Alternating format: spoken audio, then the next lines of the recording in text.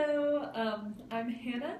I'm currently working in Beijing, teaching at a preschool or early education center. So I'm going to talk a bit about, I have lived in two different areas of China, and so I'm going to talk a bit about how costs are different and how culture is different, and to help you decide where you want to end up teaching in China.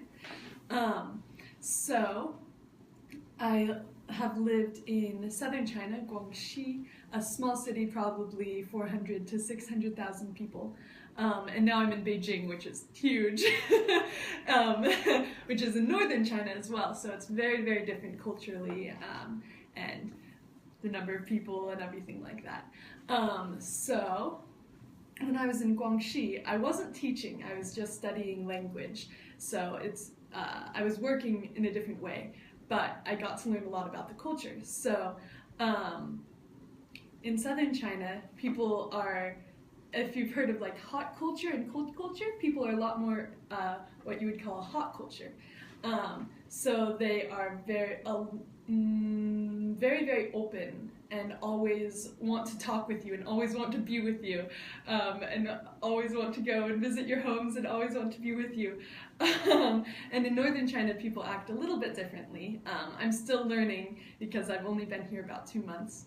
So, but people are a lot more busy, and so they're more focused on work, while in southern China, people are a bit more focused on family and friends.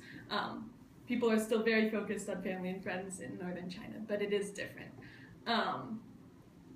Also, just being in a big city compared to a small city, in a small city, there's a lot less things like supermarkets. It's really hard to find Western food, but at the same time, things are a lot less expensive. So if you want to get things for cheaper, small cities are the way to go. But at the same time, it's really hard to find. If you want to get coffee, it's really hard to find coffee. It's hard to find places like Subway or McDonald's. Like where I was living, they did not have Subway or McDonald's, or like they had KFC, but that was it. And that was like the really nice restaurant. But you can find really, really good quality Chinese food anywhere that you go, whether it's a small city or a big city. If you go and like go to the countryside, then it's completely different. But yeah, you can find good food anywhere. But if you want to find good Western food, bigger cities are probably the way you want to go.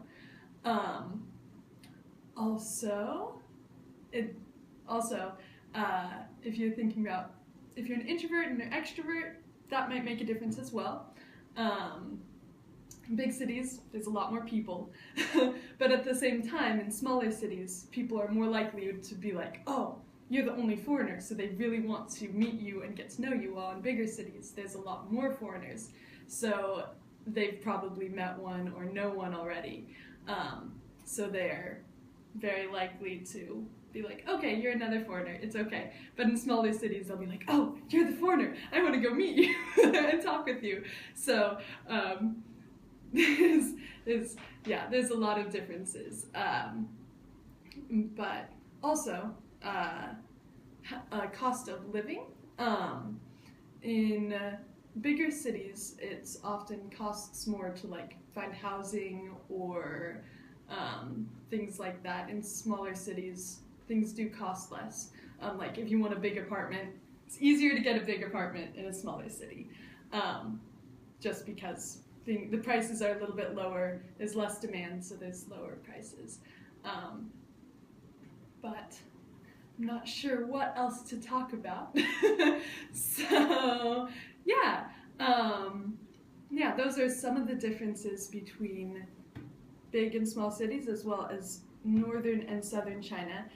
If you don't remember, I was kind of rambling, but the small city I lived in was in southern China, and the big city that I lived in was northern China.